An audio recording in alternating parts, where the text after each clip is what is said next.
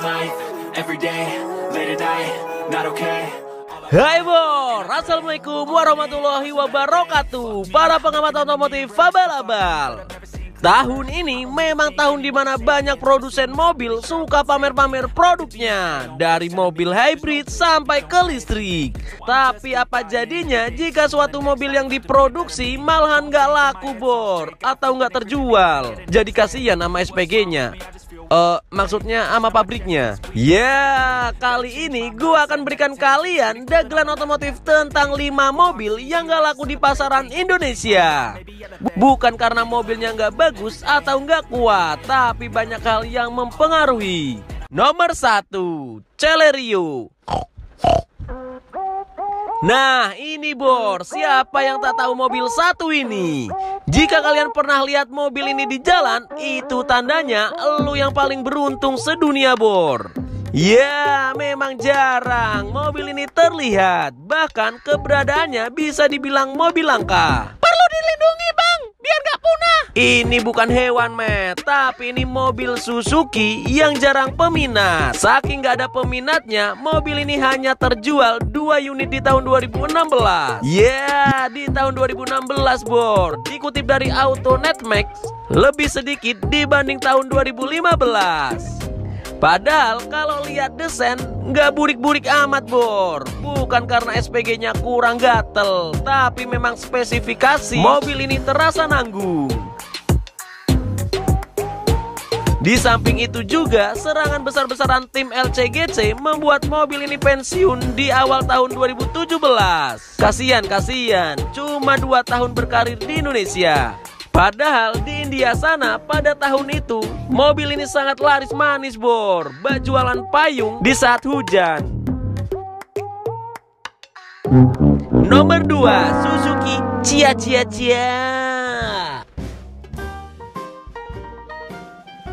Waduh, Suzuki lagi bor. Emang langganan ini Suzuki, masalah suntik menyuntik mati. Suzuki Ciaz sempat masuk Indonesia tahun 2015 sebagai pesaing Pok City. Tapi sayang, umurnya nggak ada yang tahu bor. Mobil ini malah disuntik mati gara-gara kurang peminat. Hal itu bisa dilihat dari data Gaikindo bahwa sejak Januari hingga Juni 2018 tidak ada satupun unit Ciaz yang didistribusikan ke dealer. Bisa dibilang penjualannya telur dadar bor. Udah gua bilang bor, bukan salah SPG-nya yang kurang gatel, tapi selama desain-desain Suzuki masih condong ke nehi-nehi, sangat sulit untuk bersaing di Indonesia. Nomor 3, Mazda VX1. Nah, bikin mumet lagi nih bor. Niat mengikuti jejak Suzuki dengan MPV-nya, mobil ini malah nyungsep sendiri. Bagaimana tidak, penjualannya yang kurang jelas dan minim peminat, mobil ini nyerah dan dinyatakan untuk pensiun. Padahal untuk masalah promosi, nggak kalah sama mbak-mbak SPG jualan HP yang goyangnya bikin halu.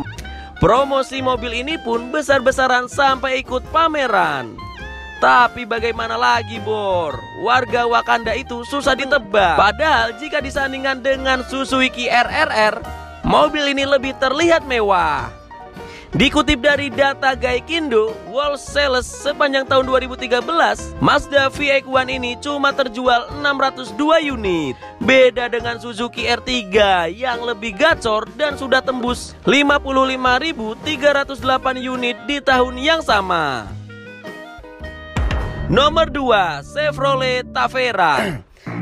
Siapa yang tak tahu mobil satu ini? Pasti sudah banyak yang tahu bor. Tapi jika kalian mendekat dan pasang rapat-rapat kuping kalian, tak akan mendengar suara mesin yang mengganggu. Ya memang bor, karena ini bermesin bensin, jadi halus lah kayak paha ayam. Ayam kampus, maaf. Dimulai dari proyek kerjasama General Motor, Isuzu dan Chevrolet, Tavera pun masuk Indonesia sekitar tahun 2001-an. Melihat wujudnya, tak jarang orang mengira Suzuki Panther memakai lambe Chevrolet. Untuk masalah penjualan, mobil ini kalah telak dengan saudara kembarnya.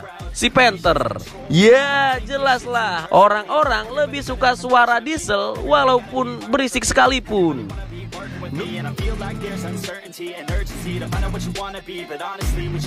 Nomor 5, Kia Morning. Mobil selamat pagi ini memang banyak yang mengira ini Picanto, Bor. Tapi itu salah besar. Bisa dibilang ini adalah trim terendah-rendahnya Kia Picanto.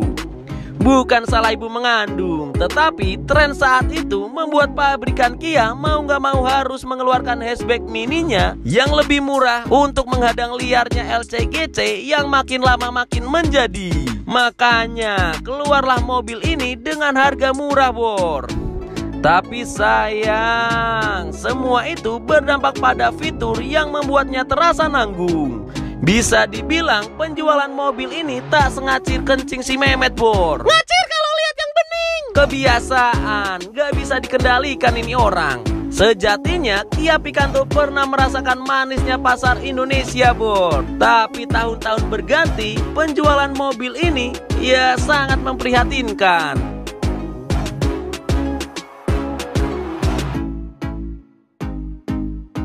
Nah, jadi seperti itu, Bor, dagelan 5 daftar mobil yang gagal di pasaran Indonesia.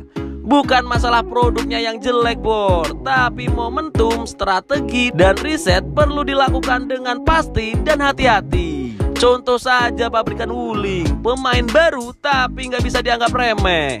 Gua Aldi, sampai jumpa di dagelan otomotif berikutnya. Thanks.